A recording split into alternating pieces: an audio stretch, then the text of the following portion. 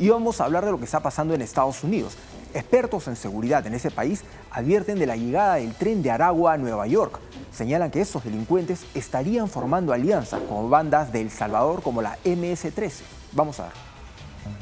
Una ola de violencia perpetrada por una gran parte de habitantes de refugios municipales, según la policía de Nueva York, tiene a la uniformada en estado de alerta.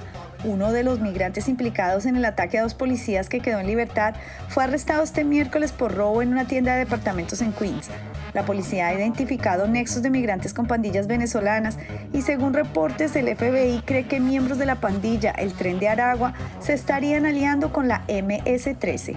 La evidencia está ahí, el FBI ya reportó que estas 2 gangas que son súper violentas y súper organizadas ya están colaborando en la ciudad de Nueva York y en otras ciudades para intensificar sus labores criminales. El Tren de Aragua es una pandilla que se formó en el norte de Venezuela con bases en la cárcel de Tocorón. El jefe de la banda, Héctor Guerrero, estaría prófugo en Estados Unidos. Una investigación transnacional cree que esta banda opera en al menos 5 países. En Nueva York, más de 175.000 migrantes han hecho su arribo desde la primavera de 2022 y una gran mayoría están siendo estigmatizados. En este momento hay miles y miles de hermanos y hermanas nuestros inmigrantes que recién llegan y que viven en condiciones realmente infrahumanas y tratarlos también y en donde hay una sobrecriminalización.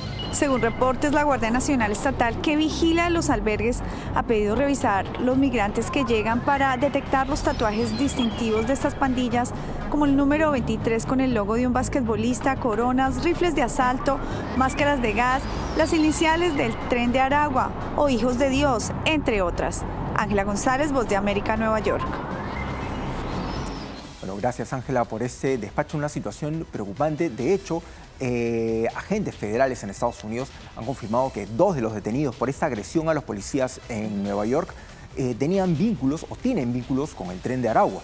Y ellos están analizando precisamente versiones, denuncias de extorsiones en esos centros, en esos refugios para los migrantes de integrantes del Tren de Aragua. O sea, que les están exigiendo dinero, que están llevando personas. O sea, puede ser que ya, o sea, ellos denuncian. O sea, ya hay una red del Tren de Aragua, un brazo del Tren de Aragua que está operando en esta región y ellos lo vinculan directamente con esta ola de robos de teléfonos, de equipos tecnológicos que hay en Nueva York. Recordarán que hace unos días tuvimos una nota acerca de cómo estaban asaltando en motos y señalan que de alguna manera estos delincuentes han establecido alianzas o nexos con integrantes de las maras, ¿no? De la MS-13, que están también en Estados Unidos y principalmente en Nueva York.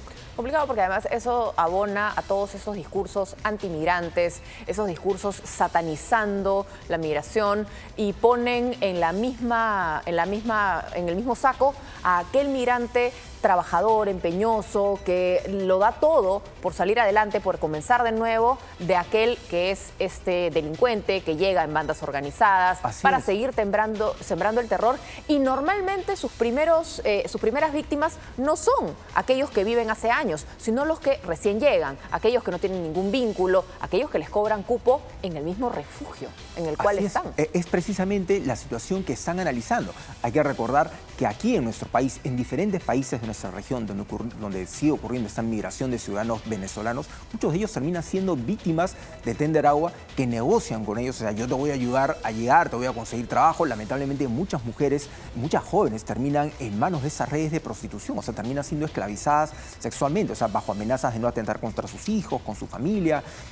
Algunos hombres terminan también siendo mensajeros de esa organización criminal. O sea, es una organización de delincuentes que tiene muchos tentáculos, ¿no? Y ahora en Estados Unidos se encuentra también en la mira porque dicen, bueno, ¿qué pasa si con toda esta ola de migrantes están llegando? Y la preocupación apunta al arresto de estos 2 sujetos que participaron en esa golpiza a los policías y se dan cuenta que tienen vínculos con el Tren de Aragua. Y como tú bien señalas, empieza ya a manchar la imagen de los migrantes que llegan y que quieren forjarse un futuro rompiéndose la espalda, trabajando por su familia, por labrarse un futuro totalmente distinto y empiezan a ser vistos o acusados o señalados de pertenecer a esas organizaciones de delincuentes, ¿no? Claro, se estigmatiza, se hace mucho más difícil la posibilidad, porque recordemos además que en el caso de Venezuela, no sé si le mantienen todavía estos beneficios de poder acogerse a la calidad de refugiado, que son estatus migratorios que te permiten legalizarte de una manera más sencilla. No es lo mismo que un peruano se vaya a los Estados Unidos y que busque pasar de turista a residente, como lo hace una persona de Venezuela, que a partir de las condiciones políticas que hay en ese país es que tienen condiciones migratorias que facilitan en cierta medida el acceso al trabajo, el acceso a la salud, a la educación. Así es, lo peor de todo es, como tú bien señalas, este tipo de presencia criminal de estos delincuentes va a terminar perjudicando a sus propios compatriotas, o sea, que están en otro país trabajando duro, esforzándose, tratando de sacar adelante a su familia, o sea, de crearse condiciones, oportunidades en un país que de por sí ya tiene las cosas bastante complicadas. Porque Estados Unidos, bueno, es la nación más poderosa del mundo, pero no es precisamente un paraíso en el que puedas llegar y trabajar. O sea, hay muchas cosas difíciles que hay que superar.